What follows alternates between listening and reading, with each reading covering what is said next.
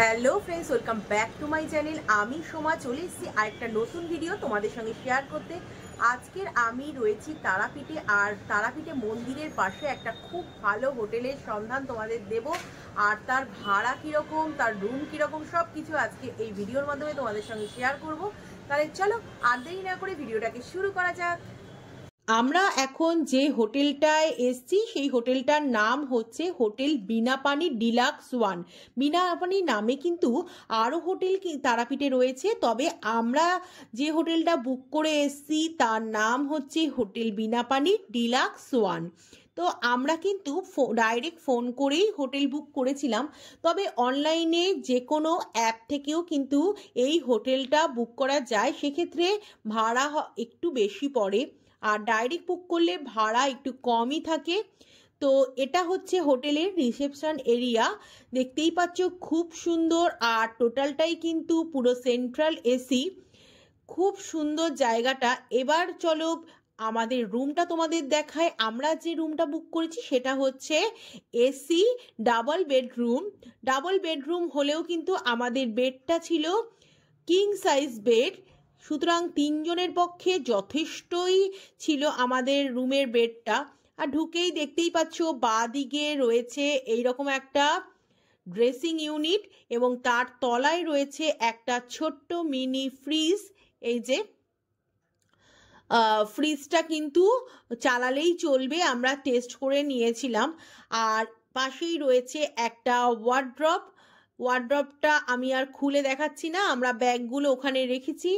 আর এখানে ওরা চা কফির যা যা লাগে তাই তাই দিয়েছে, তবে এরা কিন্তু কোনো জলের বোতল আমাদের দেয়নি। সাধারণত এইসব হোটেলে জলের বোতল দিয়ে থাকে, কিন্তু এখানে কিন্তু কোনো জলের বোতল দেয়নি। আমরা জলটা বাইরে থেকেই কিনে নিয়ে এসছিলাম, তবে এখানে জল পে করলে কিন্তু ওরা দিচ্ছিল, তো ওটা কিন্তু এক্সট্রা জলের বোতলটা। আর এখানে একটা ফোন রয়েছে, একটা বেডসাইড টেবিল রয়েছে, আর গুড নাইটও ওরা দিয়েছে। আর সামনেই রয়েছে টিভি। এটা কিন্তু এসি রুম, তবে এখানে কিন্তু এসি নন এসি দু ধরনের রুমই অ্যাভেলেবেল রয়েছে। আমরা ফ্রন্ট ভিউ রুম নিয়েছি, তো তোমাদের তো বারান্দাটা দেখাবই। চলো, তো এখানে তো আলাদা করে কোনো ভিউ নেই, তবে ফ্রন্ট ভিউ রুমগুলোতে একদম রাস্তার পাশে, যেহেতু ওখান থেকে যে তারাপীঠ যাওয়ার রাস্তাটা দেখা যায়।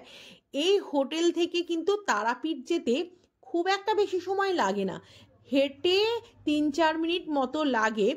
একদম কিন্তু তারাপীঠের রাস্তার একদম সামনেই কিন্তু এই হোটেলটা। এই হোটেলের রেস্টুরেন্টের প্রাইসগুলো আমার ঠিকঠাকই লেগেছে। তো চলো এবার বারান্দাটা তোমাদের দেখাই। বারান্দাটা কিন্তু বেশ বড়, এখানে একটা চেয়ারও দেওয়া রয়েছে। আর এই যে দেখতেই পাচ্ছ বেশ বড় বারান্দা। আর যেরকম বলেছিলাম যে এটা একটা ফ্রন্ট ভিউ রুম, তাই বারান্দা থেকে ওই যে রাস্তাটা দেখতে পাচ্ছ ওখান থেকেই কিন্তু বাঁদিকে গেলেই তারাপীঠের মন্দির। আর সামনে রয়েছে একদম মেন রোড, একদম মেন রোড থেকে ঢুকেই হচ্ছে এই হোটেলটা, আর মন্দির থেকে খুবই কাছে। তো ওই যে দেখাচ্ছি, ওই যে ওটা দেখো হচ্ছে, ওটা হচ্ছে মেন রোড। তো হোটেলের বলবো যে লোকেশন খুবই ভালো, আর এর আশেপাশে নিচে প্রচুর খাবারের দোকান রয়েছে। আর যদি কেউ মনে করে থাকে যে হোটেলে খাবে না, বাইরে খাবে, সেটাও খেতে পারে। এখানে আশেপাশে প্রচুর খাবারের দোকান। তবে দেখলাম তারাপীঠে হোটেলে যে কোনো হোটেলের খাবারের প্রাইস কিন্তু মোটামুটি একই রকমের। এবার চলো বাথরুমটা দেখাই। বাথরুমটাও বেশ বড়, এখানে রয়েছে বেসিন এরিয়া, এই যে দেখতেই পাচ্ছ। আর এখানে কিন্তু গিজারও রয়েছে। অনেক হোটেলে কিন্তু গিজার থাকে না, এখানে কিন্তু গিজারেরও ব্যবস্থা রয়েছে। বাথরুমটা বেশ পরিষ্কার পরিচ্ছন্ন আর বেশ বড় সড়ই রয়েছে। আমার তো বাথরুমটা খুব পছন্দ হয়েছে। রুম তো দেখালাম, এবার চলো তারাপীঠ মন্দিরে গিয়ে পুজো দিয়ে আসি। তো আমি শুনেছি যে এখানে পুজো দিতে গেলে যদি লাইন দিয়ে পুজো দিই তাহলে কোনো টাকা লাগবে না, কিন্তু ভিআইপি লাইনে যদি পুজো দিই তাহলে 500 টাকা করে পার হেড মতো লাগবে। দেখে এলাম আমরা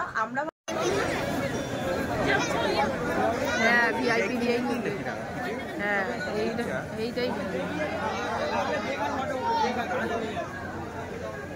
মোবাইলও রাখতে হবে রে।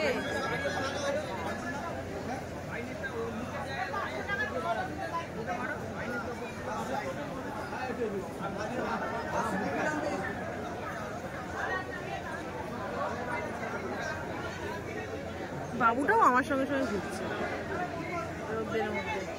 এইমাত্র আমরা তারাপীঠ মন্দির থেকে পুজো দিয়ে এলাম, আর আমরা ভিআইপি লাইনে পুজো দিয়েছি, কারণ লাইন দিয়ে পুজো দিতে গেলে প্রায় 3-4 ঘন্টা মতো টাইম লেগে যেত। তাই ভিআইপি লাইনে আমরা পুজো দিলাম। আমরা পুজো দিলাম 500 টাকা করে পার হেড কুপন কেটে। 3 জনের জন্য আমাদের 1500 টাকার কুপন লেগেছে। আর পুজো দিতে তো যেরকম খুশি সেরকম পুজো দেওয়া যায়। 100 টাকা থেকে পুজোর ডালা শুরু, আপটু তো শেষ নেই, যে যেরকম ইচ্ছে পুজো দিতে পারে। আর পুরোহিত নিয়েছিলাম একজন, সে নিয়েছে 300 টাকা। তো যাই হোক, খুব ভালোভাবে খুব সুন্দরভাবে কিন্তু আমাদের পুরোহিত আমাদের পুজো দিয়ে দিয়েছে। খুব ভালো লাগলো, খুব ভালোভাবে এবারে মায়ের দর্শন হয়েছে। তো যাই হোক, এবার আমরা একটু খাওয়া দাওয়া করব। দেখা যাক কোথায় কি খাবার পাওয়া যায়। এখানেই শুনেছি 90 টাকা করে ভেজ থালি পাওয়া যাচ্ছে, তো ওখান থেকেই আমরা কিছু খেয়ে নেব।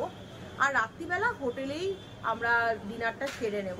তো চলো এবার কিছু খাইয়ে নিই, পরে আবার তোমাদের সঙ্গে। দুপুরবেলা পুজো দিয়ে উঠতে উঠতে যেহেতু 4:30 পৌনে 5টা বেজে গেছিল, তারপর কোনো হোটেলেই আর খাবার পাচ্ছিলাম না, কারণ প্রত্যেকটা হোটেলেই খাবার শেষ হয়ে গেছিল। আর ওরা বলছিল যে 7টার সময় আবার হোটেল খুলবে।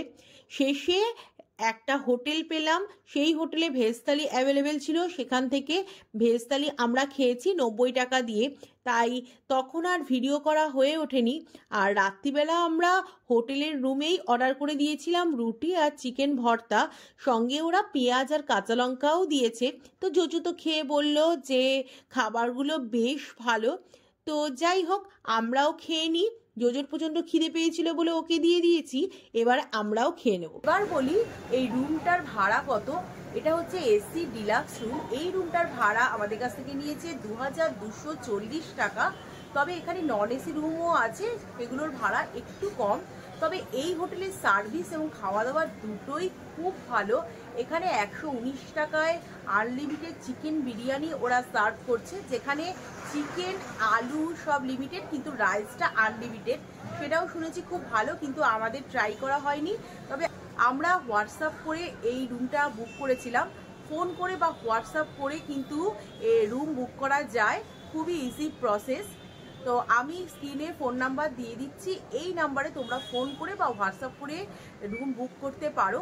আজকের এই ভিডিওটা তোমাদের কেমন লাগলো তোমরা কিন্তু অবশ্যই আমাকে কমেন্টে লিখে জানিও। ভালো লাগলে ছেড়ে যাওয়ার আগে লাইক করতে একদম ভুলো না। তাহলে আজকের মতো চলি, আবার দেখা হচ্ছে আরেকটা নতুন ভিডিও নিয়ে খুব তাড়াতাড়ি। তাহলে আজকের মতো বাই বাই।